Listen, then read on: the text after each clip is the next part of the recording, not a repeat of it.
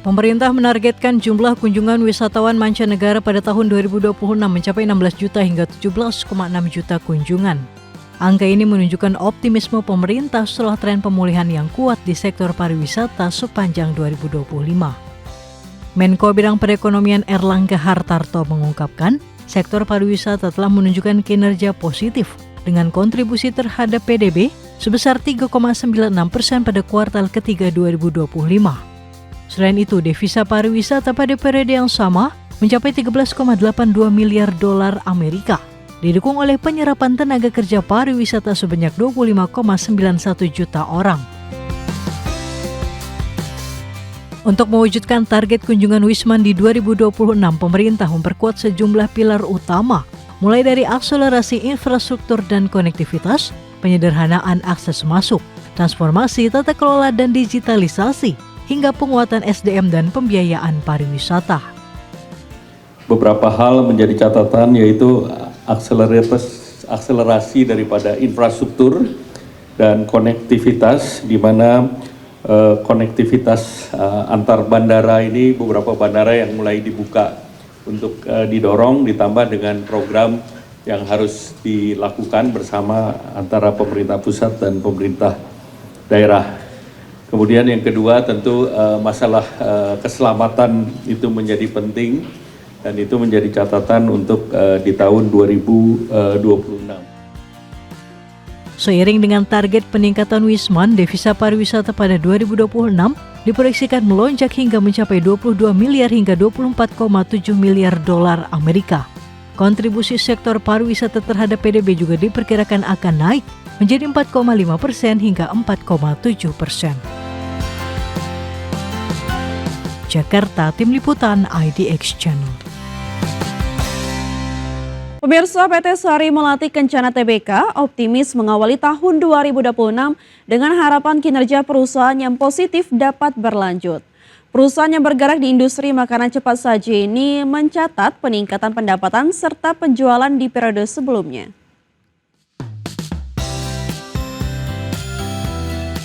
PT Sari Melati Kencana Tbk atau PZZA optimis mengawali tahun 2026 dengan harapan kinerja perusahaan yang positif dapat berlanjut. Manajemen menyatakan bahwa hasil ini menjadi indikasi kuat bahwa strategi operasional dan ekspansi gerai mulai menunjukkan dampak nyata. Dengan momentum seperti ini, PZZA berupaya mempertahankan tren pertumbuhan positif di tengah dinamika pasar yang terus berubah. Perseroan menyampaikan bahwa perkembangan kinerja ini didukung oleh peningkatan penjualan di gerai yang sudah beroperasi serta kontribusi positif dari pembukaan gerai baru di beberapa wilayah strategis. Perluasan jaringan usaha dinilai berhasil menarik lebih banyak pelanggan dari segmen keluarga serta milenial yang gemar makan di luar rumah. Selain itu, fokus perusahaan pada pengendalian biaya operasional dan kampanye promosi juga membantu menjaga margin keuntungan tetap sehat. Walaupun pertumbuhan kinerja menunjukkan tren positif, PZZA juga menghadapi sejumlah tantangan seperti fluktuasi harga bahan baku dan persaingan ketat di industri makanan cepat saji. Perusahaan mengatakan bahwa penguatan rantai pasok serta kontrol biaya menjadi prioritas utama untuk mengantisipasi dampak kenaikan harga komoditas. Strategi digitalisasi layanan termasuk pemesanan online serta kolaborasi dengan platform delivery juga dipandang sebagai langkah penting dalam memperluas jangkauan pasar. Dengan fondasi kinerja yang positif di periode sebelumnya, Pizza berharap tren tersebut dapat berlanjut sepanjang tahun 2026. Manajemen tetap optimis bahwa kombinasi ekspansi gerai, pengendalian biaya, serta strategi digital akan terus mendukung pertumbuhan pendapatan. Walaupun kondisi eksternal seperti fluktuasi harga komoditas dan persaingan industri tetap menjadi tantangan, perusahaan yakin bahwa langkah strategis yang dijalankan mampu menjaga momentum positifnya. Berbagai sumber IDX Channel. PT Krakatau Steel Persero Tbk atau KRAS memperkuat kerjasama strategis jangka panjang dengan PT Tata Metal Lestari. Dalam kesepakatan ini, Krakatau Steel akan memasok 10 kiloton baja per bulan selama 1 tahun ke depan. PT Krakatau Steel Persero Tbk memperkuat kerjasama strategis jangka panjang dengan PT Tata Metal Lestari. Krakatau Steel dan Tata Metal Lestari menandatangani Long Term Supply Agreement atau LTSA di Jakarta pada Rabu 7 Januari 2026. Penandatanganan dilakukan oleh Direktur Komersial, Pengembangan Usaha dan Portofolio Krakatau Steel, Hernowo, serta Presiden Direktur Tata Metal Lestari, Stepanus Bagus Pambudi Kuswandi. Kesepakatan ini menegaskan komitmen pasokan baja nasional secara berkelanjutan. Direktur Utama Krakatau Steel, Akbar Johan, menilai kerjasama ini bukan sekedar transaksi penjualan.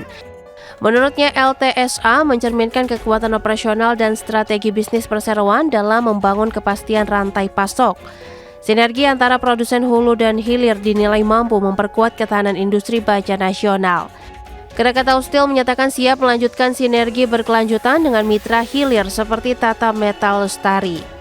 Kolaborasi sebelumnya telah menghasilkan ekspor baja lapis sebanyak 15.000 ton ke Amerika Serikat pada Februari dan September 2025. Kerjasama ini sejalan dengan visi pemerintah dalam mendorong hilirisasi, industrialisasi, dan peningkatan nilai tambah industri baja dalam negeri. Berbagi sumber, IDEX Channel. PT Petrosi Tbk atau PTRO optimistis menghadapi tahun 2026 meskipun langkah korporatnya belakangan ini ditandai oleh serangkaian akuisisi strategis.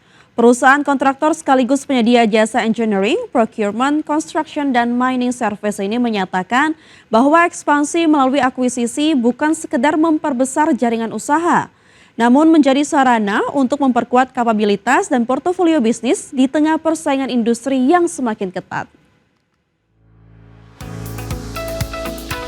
PT Petrosi Tbk atau PTRO optimis menghadapi tahun 2026 meskipun langkah korporatnya belakangan ditandai oleh serangkaian akuisisi strategis. Manajemen menekankan bahwa Petrosea tetap memiliki ruang untuk mencetak kinerja positif tahun ini dengan dukungan pertumbuhan proyek di berbagai segmen layanan. Perseroan menyampaikan bahwa sejumlah akuisisi yang dilakukan akan memperluas basis klien serta menguatkan kehadiran perusahaan di proyek strategis nasional maupun internasional. Beberapa anak usaha dan unit layanan baru yang diambil alih diproyeksikan dapat saling melengkapi kemampuan teknis serta jaringan operasional Petrosea. Kombinasi ini dipandang sebagai strategi jangka panjang yang diharapkan dapat meningkatkan produktivitas serta membuka peluang pendapatan baru di segmen yang lebih luas. Lebih lanjut, Petrosea mengungkapkan bahwa meskipun ada tekanan biaya dan tantangan makroekonomi, proyek-proyek infrastruktur serta pertambangan di dalam negeri masih memberikan peluang pertumbuhan kinerja. Permintaan layanan pertambangan yang tetap tinggi serta proyek green energy diprediksi menjadi motor penggerak baru bagi pendapatan perusahaan. Di sisi lain, beragam akuisisi tersebut juga memperluas eksposur perusahaan ke lini bisnis baru yang dapat mengurangi ketergantungan pada satu segmen industri tertentu. Dengan strategi ekspansi melalui akuisisi yang gencar, Petrosea tetap optimis dapat menunjukkan kinerja positif sepanjang tahun 2026. Fokus utama perusahaan adalah memadukan pertumbuhan organik dari proyek-proyek besar dengan sinergi yang dibawa oleh anak usaha baru yang diakuisisi. Meski tantangan makro dan pasar global tetap ada, Petrosea percaya kombinasi strategi bisnis dan efisiensi operasional akan membantu mempertahankan momentum kinerja yang kuat. Berbagai sumber IDEX Channel. Pemirsa, PT Diamond Citra Propertindo Tbk memperkuat arah bisnisnya di awal tahun 2026 dengan melakukan langkah strategis di segmen perumahan tapak yang dianggap masih menjanjikan. Melalui pemegang saham pengendali PT Karya Permata Inovasi Indonesia Tbk, Dada menyelesaikan akuisisi 99,9% saham PT Pejaten Kreasi Sukses Indonesia senilai sekitar 174,8 miliar rupiah.